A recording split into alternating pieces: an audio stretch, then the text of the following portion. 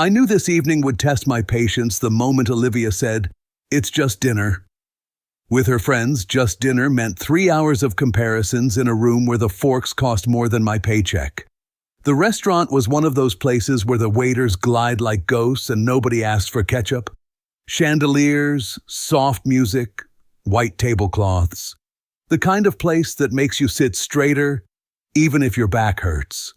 Olivia had put on a navy dress that looked elegant, though much simpler than what her friends were wearing. She looked beautiful, but I already knew they'd notice the difference. Her 3 friends were already at the long table. Sarah in red silk, Jess in sparkling silver, Monica in emerald green. All of them with jewelry you could spot from the parking lot. Their husbands sat beside them, suits tailored, watches heavy, the kind of men who order wine like they're conducting an orchestra. "Olivia!" Jess jumped up, kissed her cheeks, then gave me a polite nod. "And Mason, you made it." Sarah's eyes flicked over us. "Liv, that dress is classic." A pause. "Simple but nice." Olivia smiled tightly. "Thanks, Sarah," I grinned. "Yeah, limited edition. Straight from the closet, no financing required." Alex, Sarah's husband, chuckled. Sarah didn't. We sat down. Menus opened. I realized quickly this was the kind of menu where the descriptions were longer than the actual meals. I picked something with steak in the name just to be safe. The wine arrived, poured carefully into thin glasses. Eric, Jess's husband, held it up to the light like he was grading a diamond. "So," Jess began, resting her chin on her hand, "we just got back from Italy. A villa on the coast. Private chef, wine tastings. It was magical." "That sounds amazing," Olivia said politely. "Eric knows I can't live without travel," Jess added, patting his arm. Sarah leaned in. "Mark just surprised Monica with a new bracelet. White gold. Tiny diamonds all around. Very tasteful." Monica smiled, tilting her wrist so the stones caught the light. "He knows me too well." Mark puffed his chest. "She deserves it." I sipped my water. "I surprised Olivia last week too. Made pasta. Didn't burn the sauce. Very tasteful." The husbands laughed politely. The wives smiled like they'd just smelled something unusual. Sarah's gaze landed on Olivia again. "When was the last time Mason planned something big for you?" Olivia hesitated. "Well, we've kept it simple lately. Just quiet evenings." "Quiet," Jess repeated. "That can be sweet. But you know, sometimes a woman needs excitement." "Yeah," I said. "Like when you find guacamole in your fridge and forgot you bought it. That's excitement." Alex actually laughed before Sarah silenced him with a look. Dinner arrived in perfect little portions. My steak was the size of a postcard, arranged with dots of sauce like an art project. Everyone took photos. I looked at mine like I should interview it. "This truffle pasta is divine," Monica said. "Mark knows I can't live without it." Mark nodded proudly. "Anything for her." Sarah tilted her head at Olivia. "You ever wish Mason spoiled you like that?" Olivia flushed, gave a small laugh. "He takes care of me in other ways." Jess leaned forward. "That's sweet. But sometimes it's nice not to ask, just to receive." I raised my glass. "True." Olivia received the remote yesterday without asking. "Big win." Eric laughed, then caught Jess's glare and coughed into his napkin. Conversation rolled on. Houses, cars, flights booked months in advance. I nodded at intervals, adding small sarcastic comments when I could. Olivia smiled when I did, but her friends only tightened their perfect postures. Dessert came. Tiny chocolate things on big plates. Jess clapped her hands. "Liv, you'd love the place across the river. Tasting menu, 12 courses, candles everywhere." "Sounds romantic," Olivia said. "Exactly," Sarah replied, leaning closer. "Romance should feel effortless, right?" She gave me a smile that wasn't friendly. "Some men just know." I set down my fork. "Yeah, some men know. Some men also know how to fix a leaking sink at 2 in the morning. Different talents, I guess." The husbands laughed. The wives didn't. The bill arrived. Everyone tossed down cards like it was nothing. I slid mine in quietly and prayed it wouldn't squeak. Outside, the night air was crisp. Cars waited, sleek and black. Jess hugged Olivia. "Text me later, okay? I want the details." Monica kissed her cheek. "You know you deserve the best, Liv." Sarah went last, holding Olivia longer than needed. "Think about what I said," she whispered, but loud enough for me to catch. Then to me, "Good night, Mason." Steady as always. "Good night, Sarah," I said. "May your diamonds keep up the good work." Her smile didn't move. She walked off with Alex, heels clicking like a clock. Olivia shoved her hands in her coat pockets as we headed for our car. "They're a bit much." "A bit," I said. "Like hurricanes are a bit windy." She laughed nervously. "They mean well." "Sure," I said. "Dentists mean well too." She gave me a look. "You're mad." "I'm observant," I said. Her phone buzzed in her purse. Probably them. She didn't check it. And in my head, I replayed Sarah's voice. "Think about what I said." We got home later than planned. Olivia kicked off her heels the second the door closed, sighing like she'd just survived a marathon.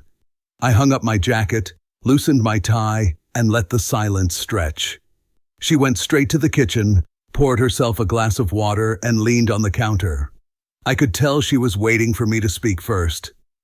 "So," I said finally, pulling off my shoes, "do we clap for tonight or just pretend it didn't happen?" She groaned. "Mason, don't start." "I'm not starting," I said. "I'm following up." What exactly were they trying to say between dessert and the diamonds? Olivia stared at her glass. "They weren't trying to say anything." "Really?" I said. "Because I'm pretty sure they nominated me for least likely to afford champagne." She gave me a look. "You're exaggerating." "Maybe, but they weren't exactly subtle, Liv. You heard it too." She sighed, sat down on the couch, and pulled her knees up. "They just think I should expect more." "More what?" I asked, sitting across from her. "More trips? More jewelry? More sauces poured with tweezers?" Her voice was quieter now. "They think you need to step up." I laughed once, sharp. "Step up where? Onto a yacht?" "Mason." "No, seriously, what do they mean by that?" She hesitated. Her fingers tapped the rim of her glass. Then she said it. "Sarah told me I should give you an ultimatum." I stared. "An ultimatum?" Olivia nodded slowly. "She said if you don't raise the bar, I should find someone who already has." For a moment the room was silent, except for the hum of the fridge. I leaned back in the chair and let out a breath through my nose. "Well," I said, "that's comforting. Nice to know your friends are running relationship boot camp behind the creme brulee." "She thinks she's helping," Olivia muttered. "Helping who? You or herself?" Olivia didn't answer. She stared down at her glass like the water might save her. "Did you agree with her?" I asked, calm but direct. She looked up, eyes wide. "No, I didn't say that. I do think you should try a little harder." "Yeah, I noticed," I said. "You smiled, you nodded, you let them keep talking." "What was I supposed to do?" she snapped. "Start a fight in the middle of the restaurant?" I shrugged. "You could have said something. Anything. Instead, it looked like you agreed." Olivia groaned again, pressing her hands to her face. "This is exactly why I didn't want to tell you." "Because you knew I'd be upset?" "Because I knew you'd make it sound worse than it is." "Olivia, there's nothing soft about ultimatum. That's a pretty clear word." She lowered her hands, eyes tired. "I don't want an ultimatum. I don't want to leave you for someone with a bigger paycheck. But they keep telling me I should think about it, and sometimes I listen too much." I leaned forward. "So tell me, do you think they're right?" Her eyes darted away. "I don't know." "Wrong answer," I said, standing up. "Mason." "No, really," I said, pacing now. "This is our life, Liv, not theirs. You want more? Fine, we'll figure it out. But the second you start quoting your friends like they're relationship prophets, that's not marriage. That's a group chat running our house. She flinched at that, then shook her head. You're twisting it. Am I? I said.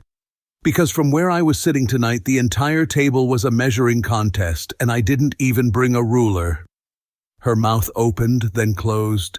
She looked smaller somehow, curled on the couch. I hate this, she whispered. Me too, I said. But I'm not the one suggesting ultimatums over dessert. She hugged her knees tighter, eyes shiny now. I don't want to fight. Then stop letting them start it for us, I said quietly.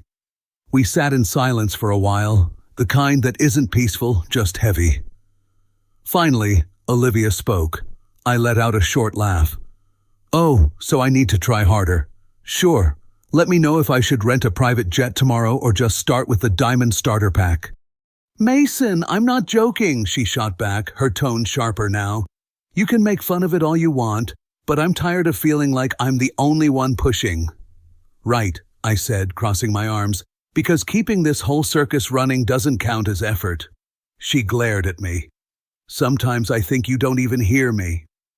And sometimes, I said, standing up, I think you only hear them. That landed. She opened her mouth, then closed it. Finally, she muttered, Forget it.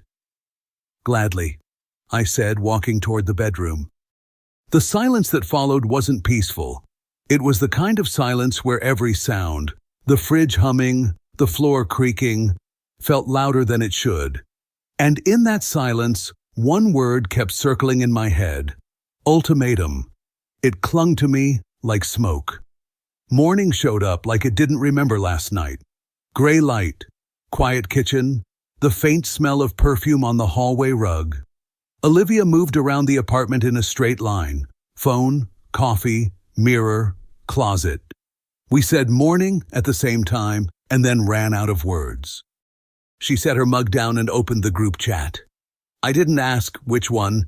I could hear it just by the way her face tilted toward the screen. Quick taps, half smiles, the tiny inhale people do when they read something that agrees with them. Jess booked the place for 7, she said, walking past me in a robe. They have a live pianist and good lighting. Apparently that matters.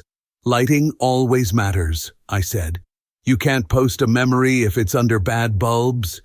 She stopped. Can we not do the jokes today? I wasn't joking, I said. I was keeping it light. Like the bulbs, she pressed her lips together. The day kept going. While she did makeup in the bathroom, I stood in the doorway and watched steam curl around the mirror. Her phone buzzed on the counter, little bursts of outside opinion. She didn't reach for it. She didn't have to. It would be waiting, patient and sure of itself. What are you thinking about? She asked, not looking up. Cabinet hinge, I said. Also electrolytes. You know, man stuff. Funny, she said, but it sounded thin. She chose a dress that said, I belong at a table with candles, then tried 2 others that said exactly the same thing with different straps.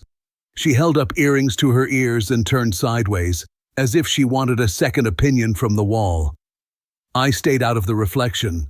Some days help is help, other days help is a scorecard.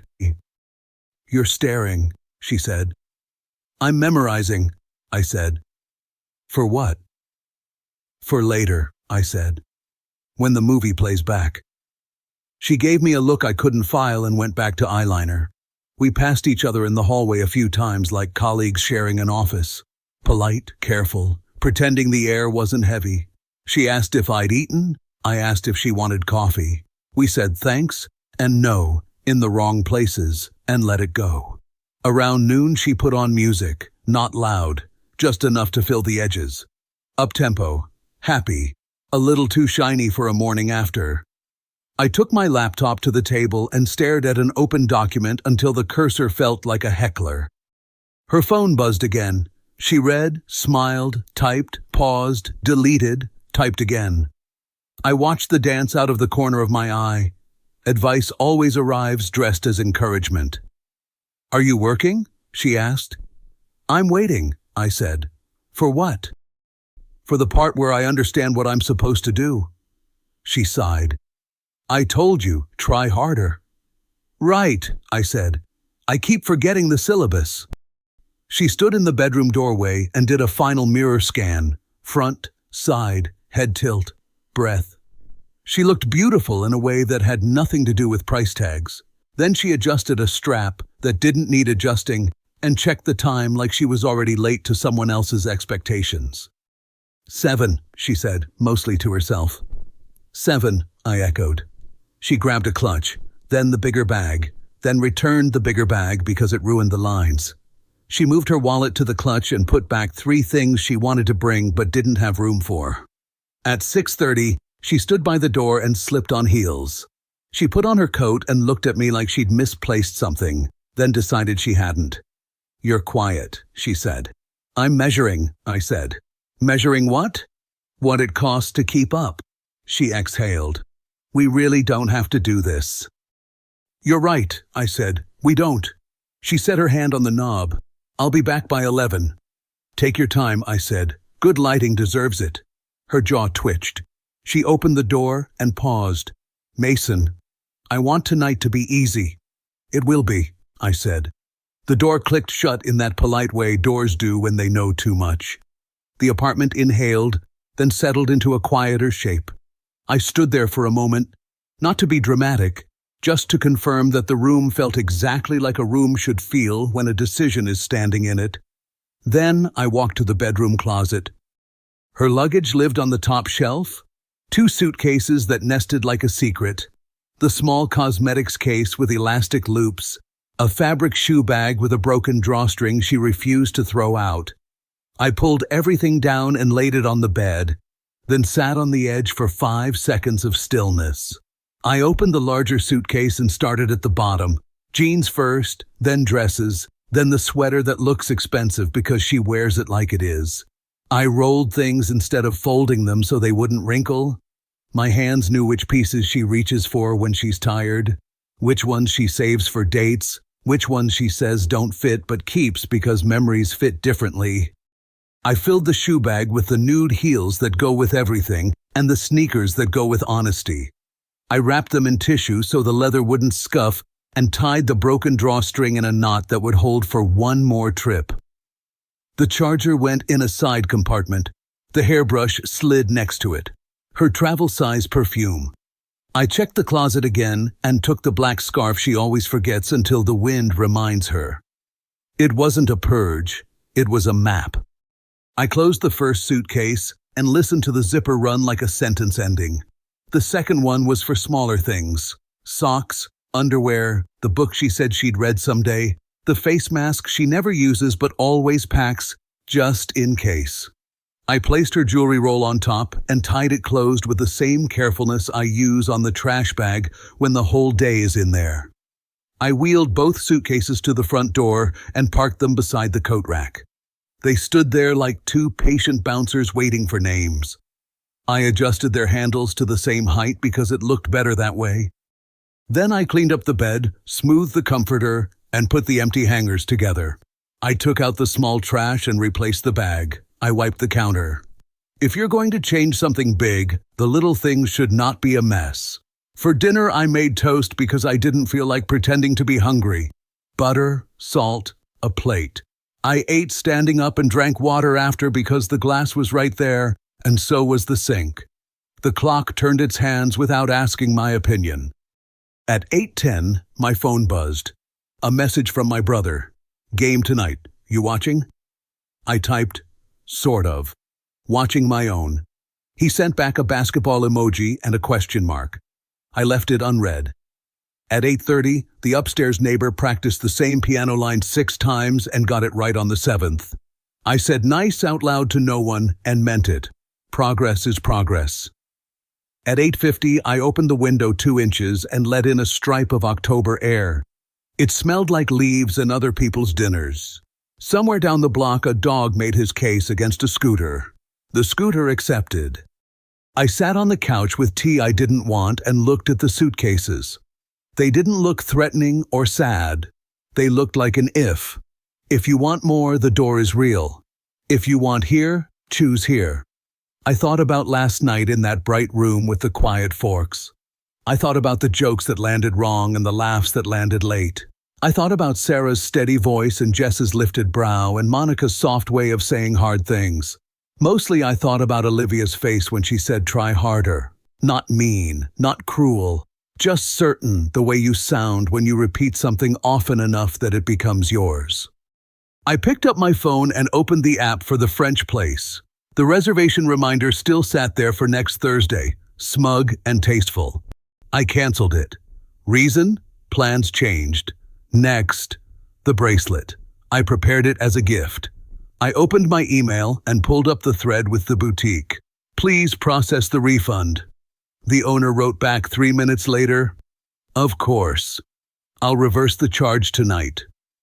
I thanked her and stared at the sent folder until the letters stopped meaning themselves. For a minute I imagined not packing anything, just canceling and staying, keeping the surprises in my pocket until she noticed. But you can't prove to a committee that you were planning to be enough. Committees grade what they can see. So I arranged the evidence on the floor and pointed it at the door. At 10, Olivia sent me a text. Be home by midnight. I typed, cool. She added a heart. I left it hanging there like a decoration in the wrong room. I tried a show, then turned it off. I tried a book, then put it back. I walked to the door, checked the suitcases, and returned to the couch like I'd forgotten why I'd stood up. I thought about writing her a note and decided against it.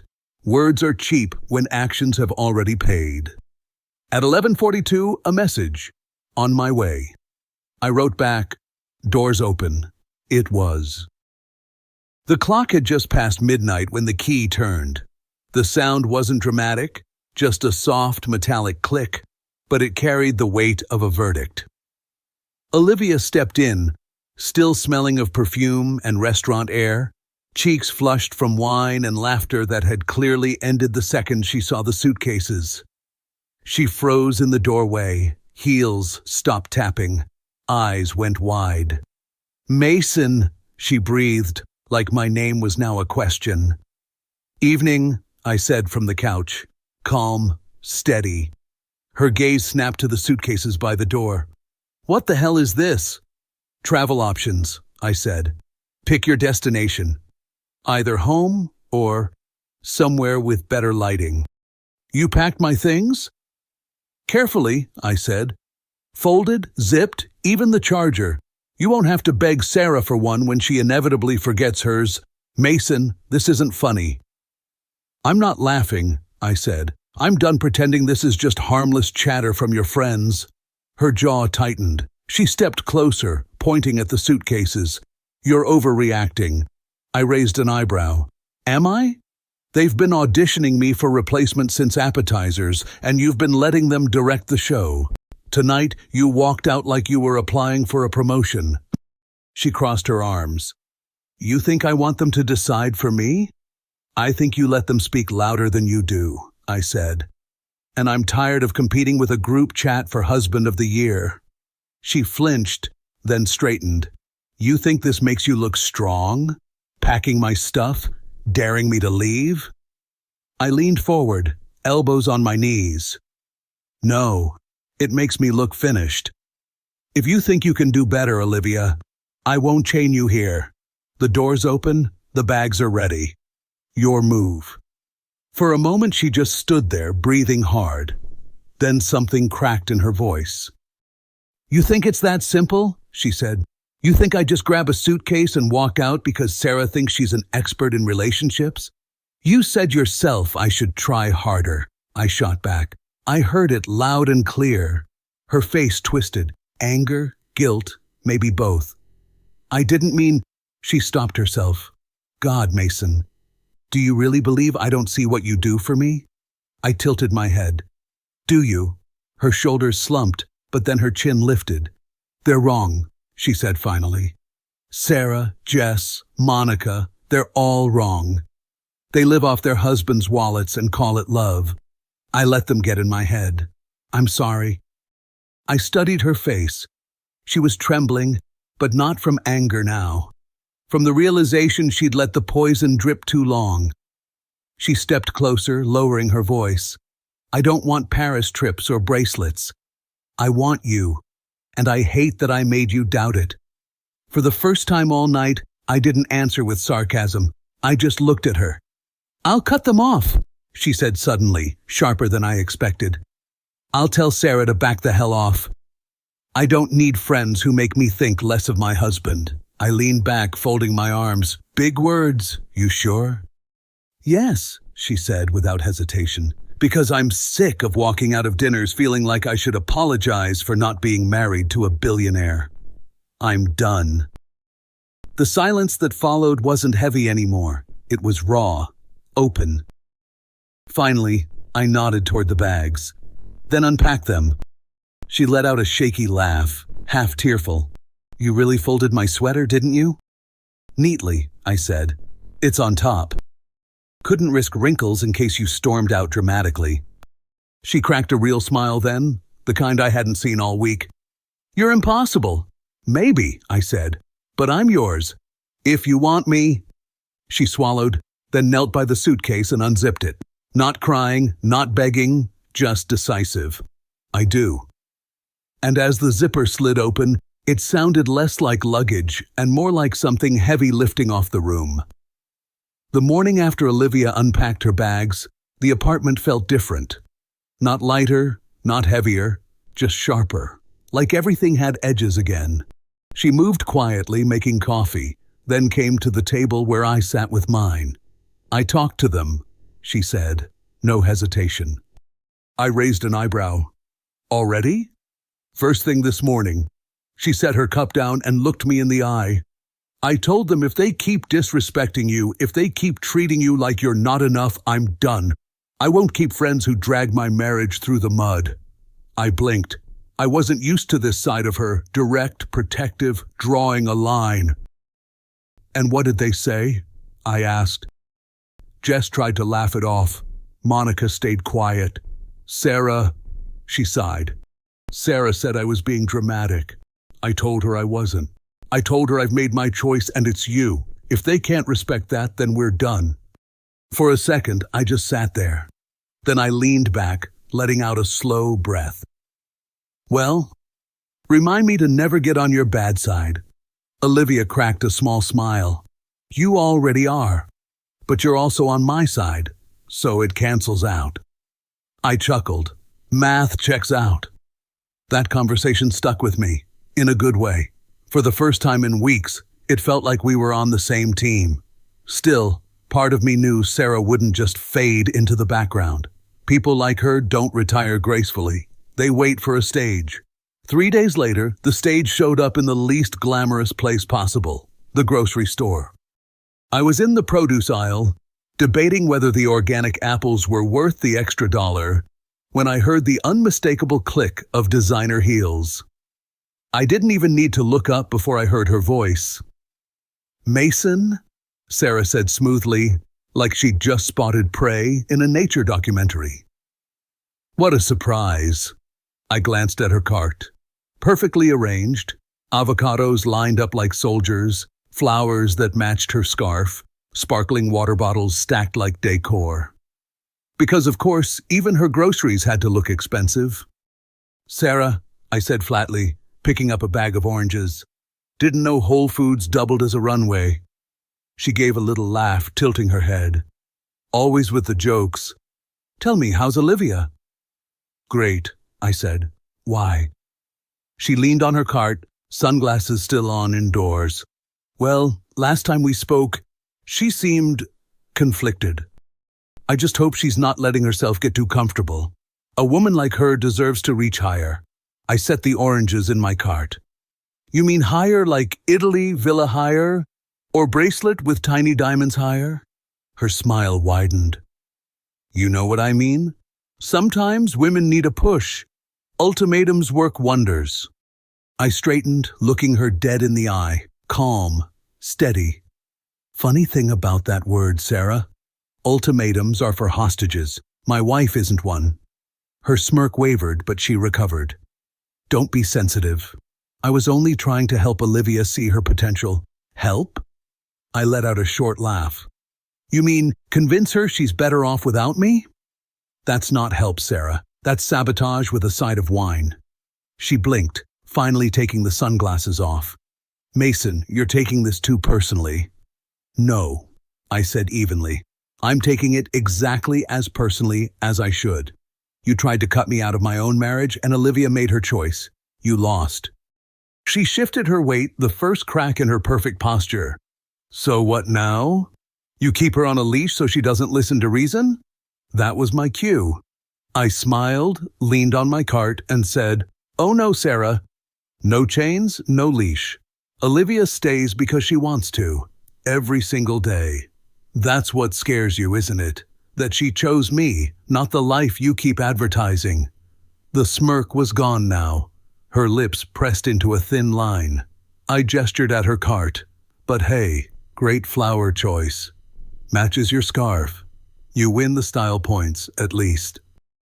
I pushed my cart past her, leaving her frozen between the apples and the bananas. For once, Sarah didn't have a rehearsed comeback. She just stood there, holding her sunglasses like they might shield her from the fact that not every woman wants her brand of happiness. When I got home, Olivia was curled on the couch with a blanket and a book. She looked up. "How was shopping?" "Educational," I said, dropping the bags on the counter. I had a chat with Sarah. Her eyebrows shot up. And?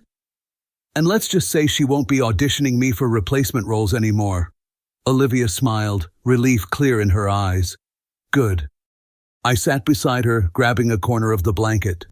Told her no chains here. You stay because you choose to. Every day she leaned against me, resting her head on my shoulder. Exactly. And for the first time in a long time, the silence between us wasn't heavy. It was simple, solid, ours. A week later, Olivia deleted the group chat. No announcement, no dramatic speech, just gone. Her phone was quieter, and so was our apartment. Sometimes I'd catch her scrolling and then stopping, like her thumb forgot there wasn't a constant stream of advice waiting. She didn't say she missed them, and I didn't ask. Some silence doesn't need filling. We went back to small things, grocery runs, movies on the couch, arguing over which takeout place was better. It wasn't glamorous, and it sure as hell wasn't Instagram-worthy, but it was real. One night, Olivia curled up next to me and muttered, half asleep, "You know, they were wrong." All of them. "Yeah?" I said. "Yeah." "Because diamonds don't hug you back." I laughed quietly, kissed her hair, and turned off the light. If love was a competition, I'd have lost it months ago. But it wasn't. It was a choice. One she made every day. And that was worth more than any bracelet Sarah could flash in a candlelit restaurant. If you felt this story hit hard, drop a like, subscribe for more, and share your thoughts in the comments. Your support keeps Steelheart beating.